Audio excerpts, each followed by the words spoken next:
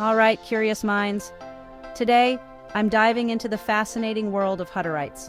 Although different colonies do things differently, there are certain overall truths that apply to majority of the colonies. And you might have heard a lot of myths about these unique communities, so let's separate fact from fiction. Ready? Let's go. First up, the big one. Hutterites are completely isolated from the modern world. Not exactly. While Hutterites do live in colonies, they're not cut off from society. Many Hutterites drive cars, use smartphones, and have access to the internet. They're not living in the 1800s, folks.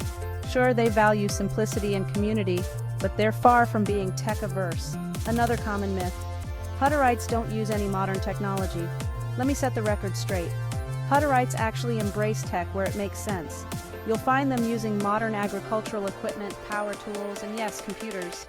They might not be binge-watching Netflix, but they definitely know how to vlog on social media.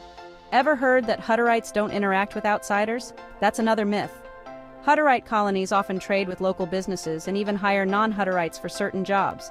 They're part of the wider community and regularly interact with people outside their colonies. So if you ever meet a Hutterite, don't be surprised if they know all the latest local news.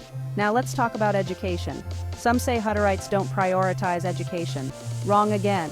Hutterite children attend colony schools where they receive a solid education, and many colonies have arrangements with nearby public schools for higher education. They value learning just like anyone else. Here's a fun one. Hutterites don't enjoy modern conveniences. Actually, Hutterite homes are pretty cozy. They have electricity, running water, and modern appliances. Having traveled the world, I feel Hutterites enjoy more conveniences on the colony than most kids in poorer countries. And yes, they do enjoy a good home-cooked meal just like the rest of us. Lastly, let's debunk the myth that Hutterites all lack style and have no variety in clothes.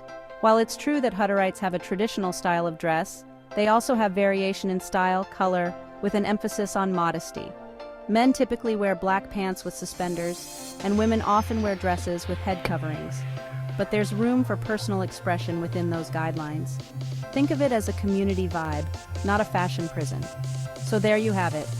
Hutterite life is a blend of tradition and modernity, community and individuality. Next time you hear a myth about Hutterites, you'll know better. Thanks for tuning in, and don't forget to like, subscribe, and hit that bell icon for more curious insights. Catch you next time.